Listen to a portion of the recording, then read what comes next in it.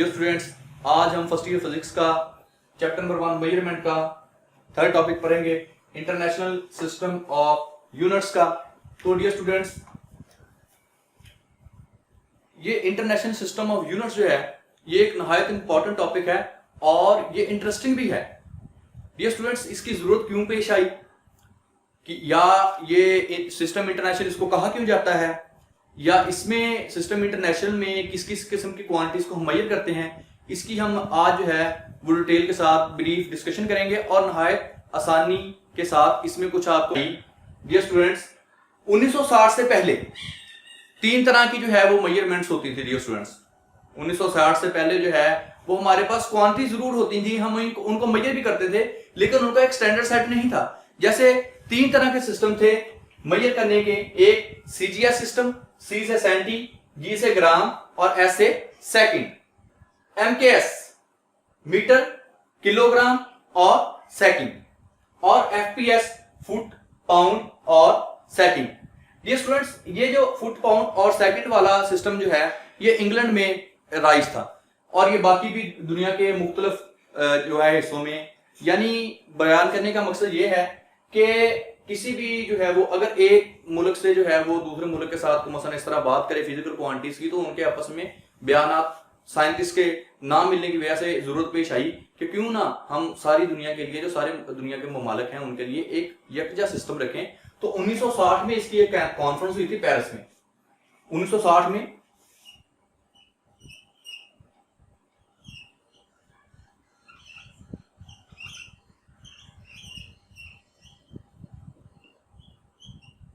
Dear students, France का शहर है पेरिस, जहां पे 1960 में ये कॉन्फ्रेंस हेल्ड हुई थी और उसमें दुनिया से तल्लक रखने वाले फिजिस्ट थे, जो उसके अलावा जो डिफरेंट साइंटिस्ट थे, स्पेशली उसमें केमिस्ट भी थे, लेकिन स्पेशली फिजिक्स जो हैं उनको मदऊ किया गया ताकि आप जो है फिजिकल क्वांटिटीज को डिस्क्राइब कर सकें, उनको एक यूनिट्स को मुतय्यन कर सकें।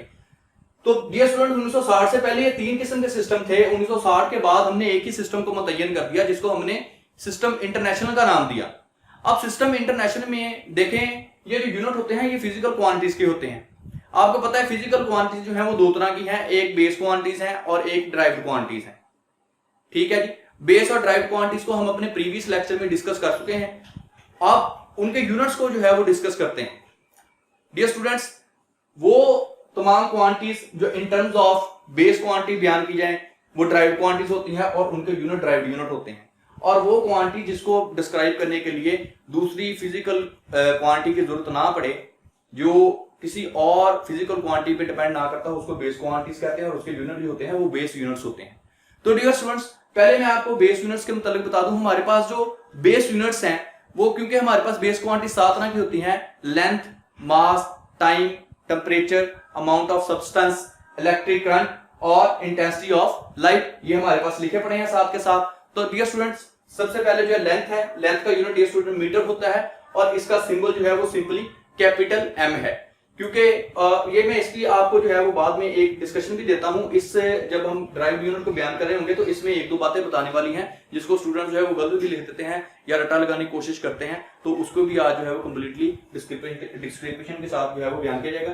दूसरी हमारे पास जो है फिजिकल क्वांटिटी, वो मास है डियर स्टूडेंट्स, जिसका ऐसा यूनिट किलोग्राम होता है और इसको केजी के जरिए बयान किया जाता है। इसका सिंबल केजी है। इस सिंबल इसलिए जब आप फिजिकल क्वांटिटी किसी को डिस्क्राइब करते हैं तो पूरा नाम लिखने के बजाय आप जो है वो अकेला सिंबल के जरिए भी बयान कर सकते हैं। जैसे आपको न्यूमेरिकल को कैलकुलेट कर रहे हो, न्यूमेरिकल वैल्यू को कैलकुलेट कर रहे हो, तो आंसर में पूरा क्वांटिटी लिखने के बजाय आप सिंपली जो है उसको सिंबल के जरिए भी रिप्रेजेंट कर सकते हैं। तीसरी हमारे पास टाइम है। टाइम का डियर स्टूडेंट्स देखें, जैसे यूनिट टाइम का जो है वो हम टाइम हमारे पास आवर्स में भी होता है, टाइम मिनट्स में भी होता है, ठीक है, डेज वगैरह में होता है, वीक, ईयर, लेकिन टाइम का जो ऐसा यूनिट हमने स्टैंडर्ड सेट किया उसको सेकंड को सेट किया। टाइम का ऐसा यूनिट सेकंड है और उसका सिंबल सिंपली एस है। चौथे नंबर पे आता है अमाउंट ऑफ सब्सटेंस, जिसको हम मोल में मेजर करते हैं और इसको MOL जो है वो उसका सिंबल है। अब ये मोल क्या है, अमाउंट ऑफ सब्सटेंस क्या है, ये चीजों को मापने के लिए हमारे पास, उस चीजों की पैमाइश करने के लिए वजन के तौर पे हमारे पास जो है वो मास के तौर पे कैलकुलेट करने के लिए दो तरह के यूनिट हैं, एक मैक्रो चीजों के लिए, दूसरा माइक्रो चीजों के लिए, माइक्रो ऑब्जेक्ट्स के लिए। माइक्रो ऑब्जेक्ट्स वो जो आम इंसानी आंख से नेकेड आई से नजर नहीं आते और माइक्रोस्कोप का जो है वो सहारा लेना पड़ता है। तो जो मैक्रो ऑब्जेक्ट्स हैं उसके लिए जो हमने मास को मेजर करने के लिए किलोग्राम यूनिट मुतय्यन किया है और जो माइक्रो ऑब्जेक्ट्स हैं जिनको हम एटॉमिक लेवल पे चीजों को जब डिस्कशन करते हैं तो उसके लिए हम जो है वो मोल यूनिट इस्तेमाल करते हैं। उसके बाद ये स्टूडेंट्स हमारे पास इलेक्ट्रिक करंट है। इलेक्ट्रिक करंट जो है वो उसका यूनिट हमारे पास एम्पेयर है और उसको सिंपली ए से रिप्रेजेंट किया जाता है। ये स्टूडेंट यहाँ पे बयान करने वाली बात देखें, एम्पेयर एक साइंटिस्ट का नाम था। ये स्टूडेंट्स एम्पेयर एक साइंटिस्ट का नाम था, तो इसको हम कैपिटल ए से लिखेंगे, कैपिटल ए से जो है वो डिस्क्राइब किया है। उसके अलावा टेम्परेचर का यूनिट जो है वो केल्विन है। केल्विन भी एक क्योंकि साइंटिस्ट का नाम था इसलिए ये कैपिटल के लिखा हुआ है, स्मॉल के या स्मॉल ए आपने नहीं लिखना एम्पेयर के लिए, ना ही केल्विन के लिए आपने स्मॉल के लिखना है, क्योंकि एम्पेयर और केल्विन ये दो साइंटिस्ट के नाम से यूनिट हैं। इलेक्ट्रिक करंट का यूनिट एम्पेयर ये भी साइंटिस्ट के नाम से है, टेम्परेचर का यूनिट केल्विन ये भी साइंटिस्ट के नाम से ही माखूज है, इसलिए कैपिटल ए और कैपिटल के लिखा हुआ है। लास्ट में इंटेंसिटी ऑफ लाइट के लिए जो है डियर स्टूडेंट उसका यूनिट जो है वो कैंडेला होता है और इसको सीडी से जो है वो रिप्रेजेंट करते हैं।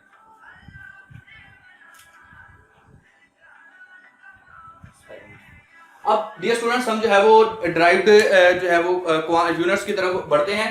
डियर स्टूडेंट्स ड्राइव्ड यूनिट्स में जो है all those quantities which are defined in terms of base quantities are called derived quantities, और derived quantities को बयान करने वाले यूनिट को जो है वो derived units कहा जाता है। हमारे पास यहाँ पे एक derived units का जो है वो टेबल लिखा हुआ है। ये जो बेस क्वांटिटीज और जो derived quantities मैं बयान कर रहा हूँ ये SI यूनिट सिस्टम इंटरनेशनल जो 1960 में कॉन्फ्रेंस हुई उसके बाद जो है वो जो डिसाइड हुए हैं वो हम टेबल ये मैं आपके सामने लिखे हुए हैं, और इन्हीं में अब जो है ये स्टैंडर्ड यूनिट्स हैं जिनको हम ऑल ओवर द वर्ल्ड जो है वो यूज कर रहे हैं। तो सबसे पहले जो है फोर्स है। फोर्स को जो है इसका यूनिट न्यूटन है। Isaac Newton, sir Isaac Newton के नाम से इसका यूनिट रखा गया है। सर आइजक न्यूटन का जो जैसे famous second law of motion है F = ma, तो फोर्स के ऊपर उनका बड़ा जो है वो काम था, इसलिए फोर्स का यूनिट न्यूटन रखा गया। उसको कैपिटल N से वो बयान करते हैं। यूनिट इसको in terms of base unit kilogram metre per second का स्केयर है।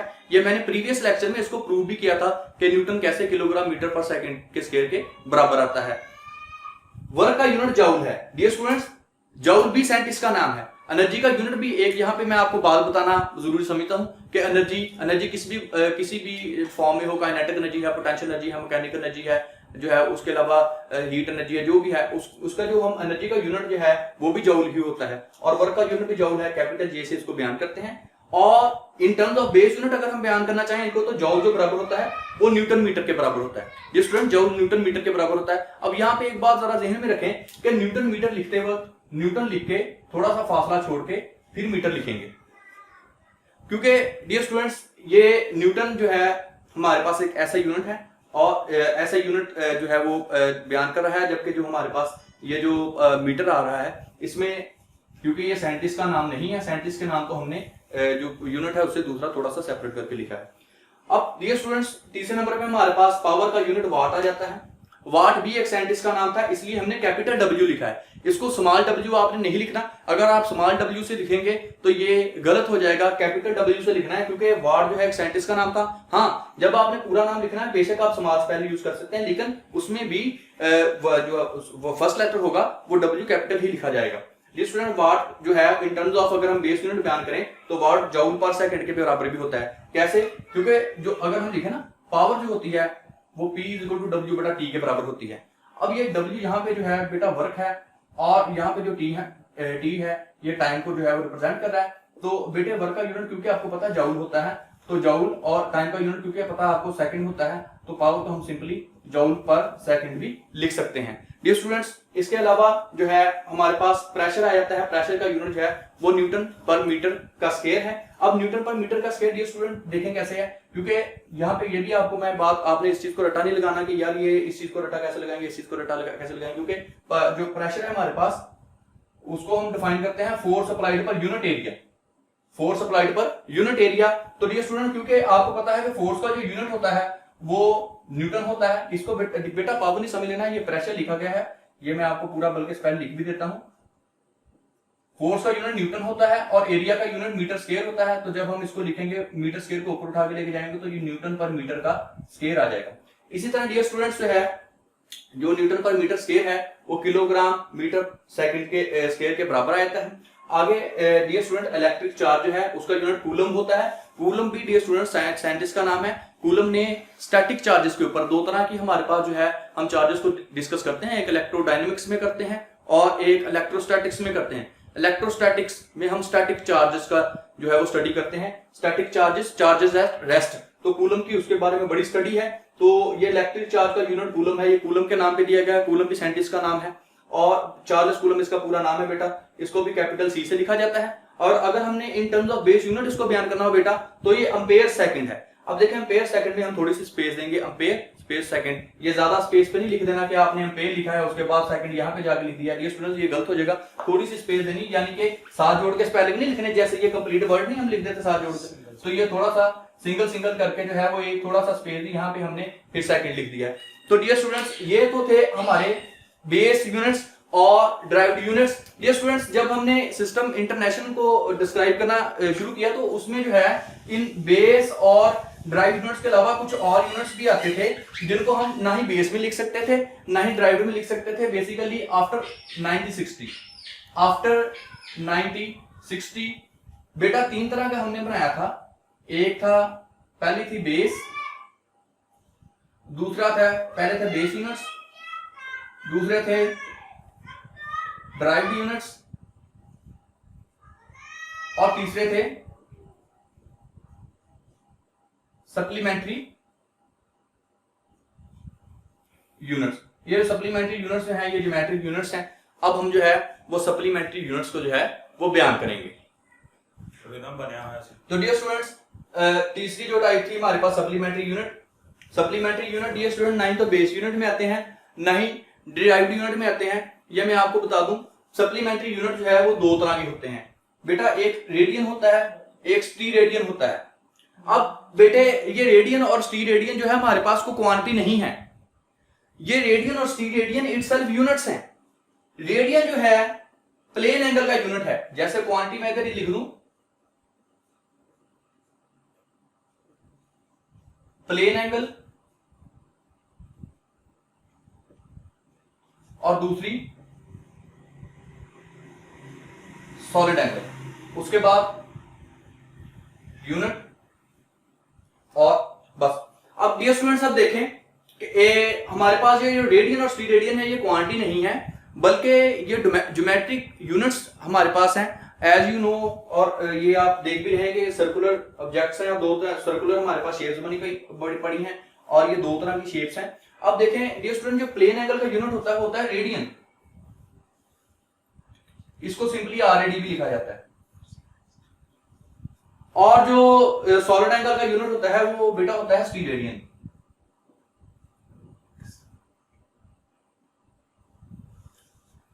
अब बेटा रेडियन क्या होता है, जब हमने रेडियन को बयान करना है तो अगर हम आपको डिफरेंस पूछ ले कि what is the difference between radian और स्टीरेडियन, तो आप डायग्राम बनाएं, पहले लिखेंगे रेडियन जो होता है ये प्लेन एंगल के लिए होता है, प्लेन एंगल का यूनिट है, और स्टीरेडियन को आप लिखें कि ये सॉलिड एंगल का जो है वो यूनिट है।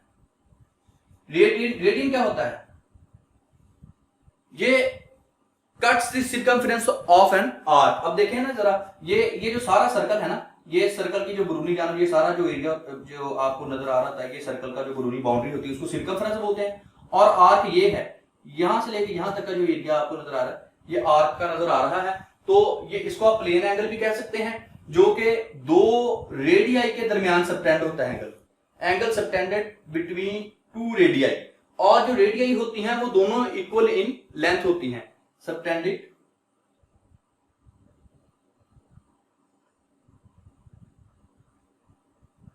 बिटवीन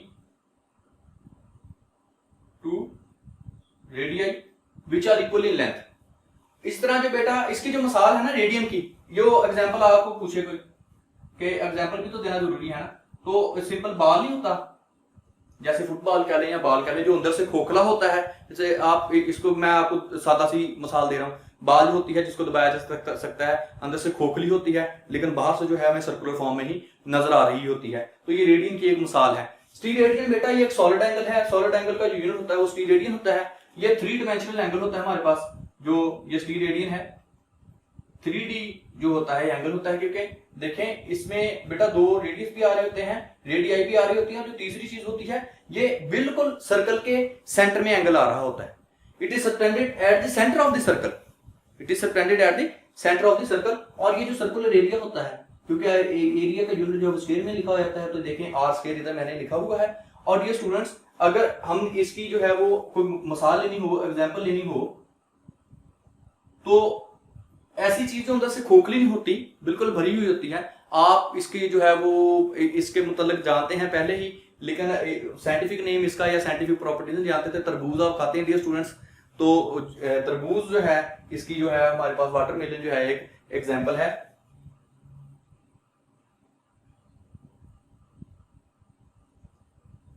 डियर स्टूडेंट्स, ये था हमारा आज का टॉपिक, और मैंने आपको ये इंटरेस्टिंग इंफॉर्मेशन के लिए भी बता दिया कि 1 metre is equal to 100 centimetre and this is equal to 3.28 foot, और 1 kilogram is equal to 100 gram, जो 2.2 पाउंड के बराबर होता है, और पाउंड को LP से रिप्रेजेंट किया जाता है।